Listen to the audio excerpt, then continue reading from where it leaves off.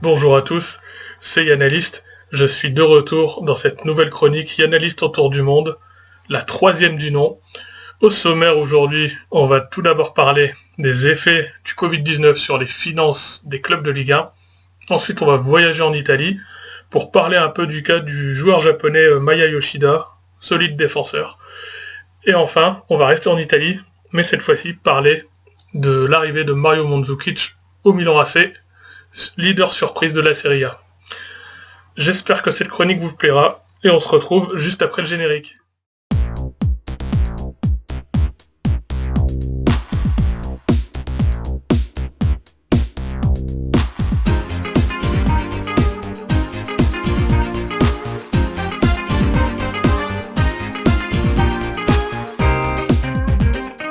Alors, on commence tout de suite avec les effets du Covid-19 sur les clubs de Ligue 1. Le Covid-19 n'a pas fait du bien aux finances des clubs. J'ai envie de dire que c'est un pléonasme.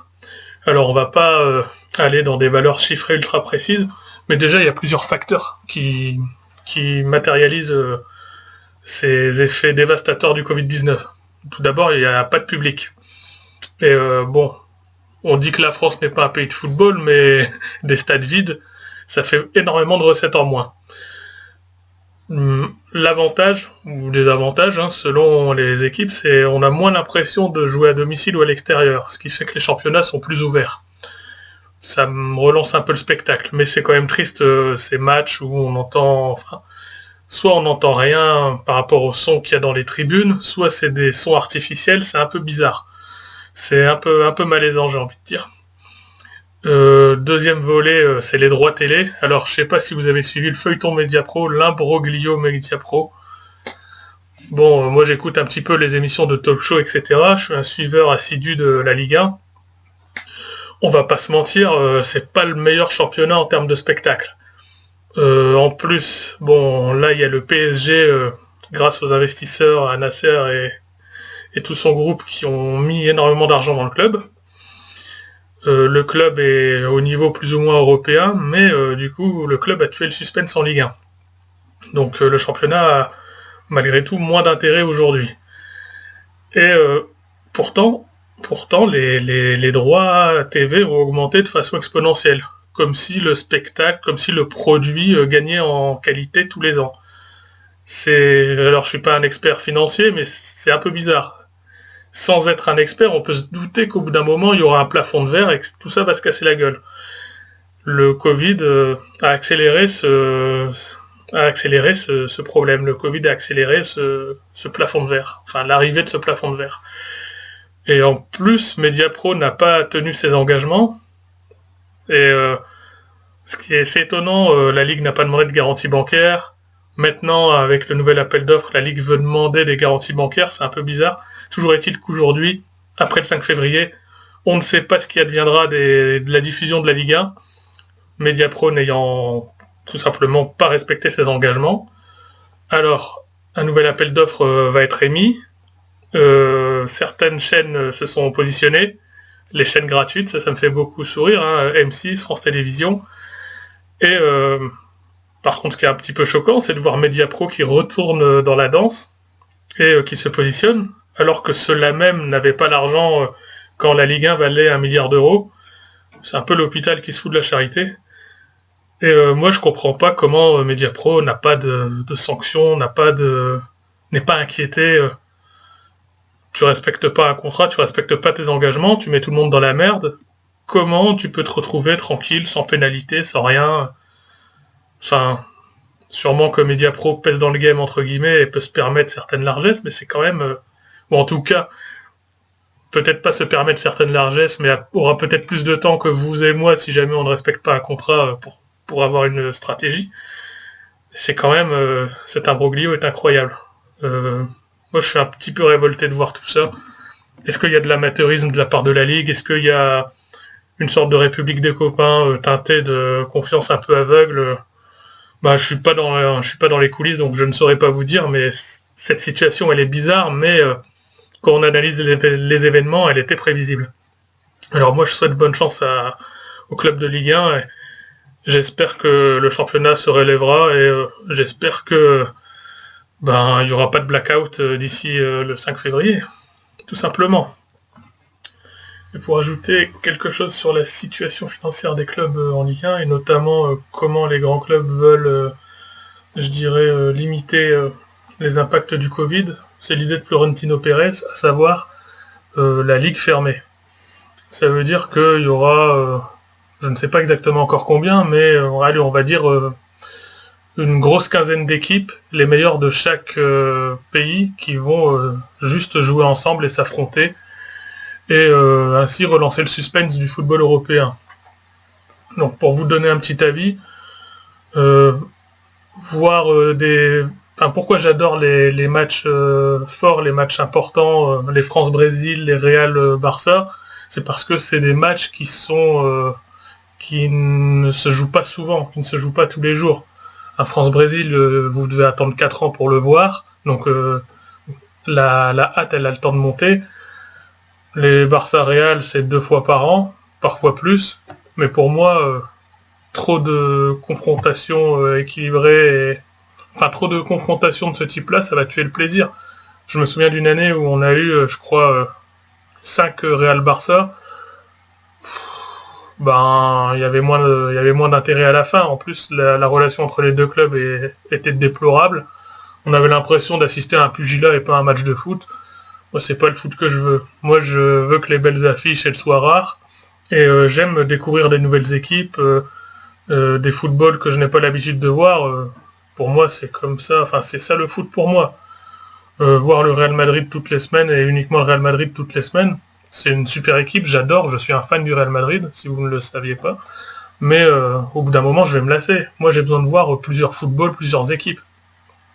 Et c'est aussi ça que je veux montrer à travers mes vidéos, c'est pouvoir s'intéresser à plusieurs clubs, plusieurs ligues, et avoir une vision un peu plus globale. Donc aujourd'hui, fin janvier 2021, je suis tout à fait contre ce genre de projet. Mais ça n'engage que moi. Vous n'êtes pas obligé de me suivre.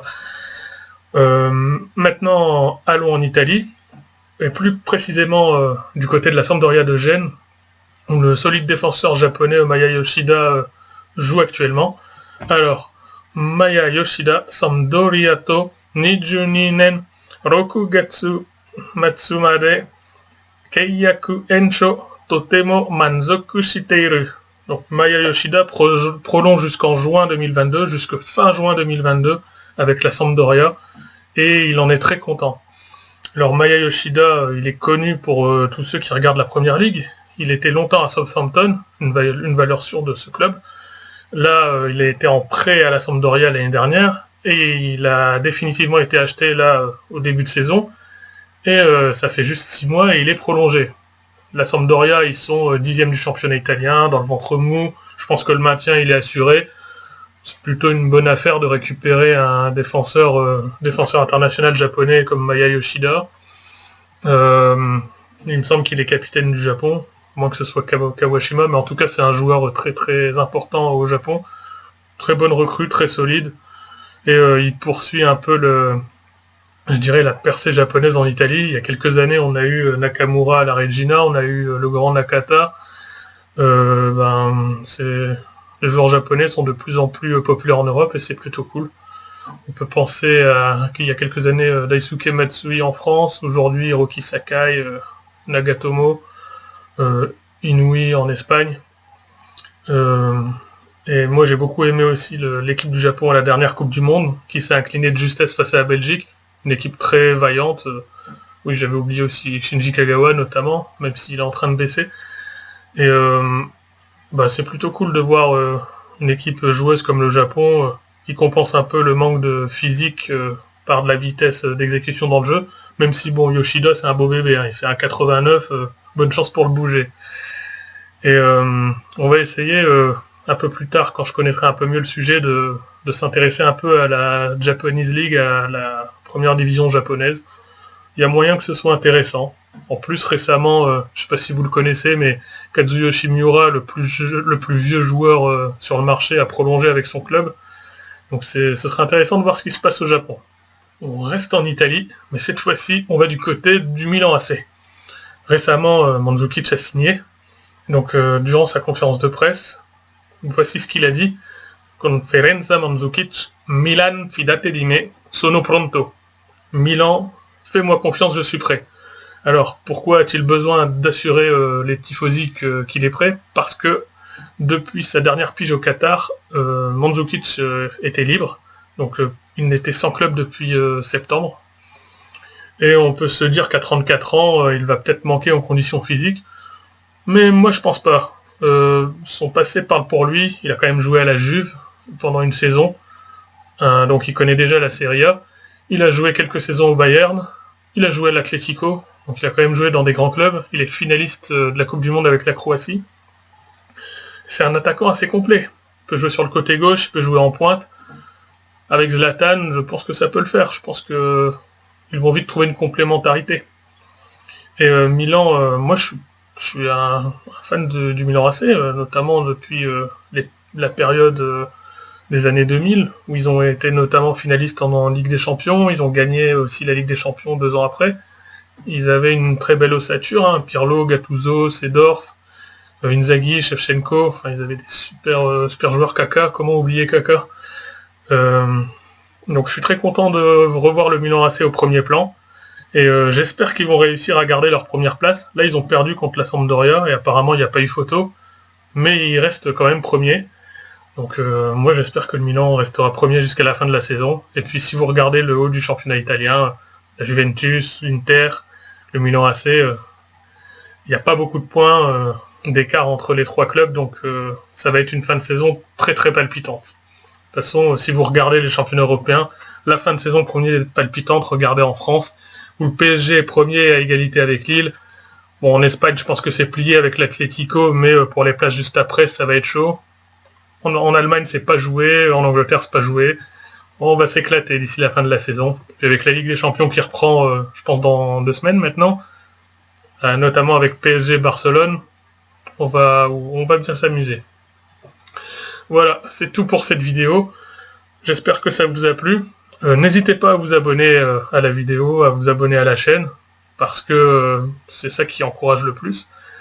N'hésitez pas en commentaire à prolonger les discussions, dire ce que vous en pensez, éventuellement des axes d'amélioration.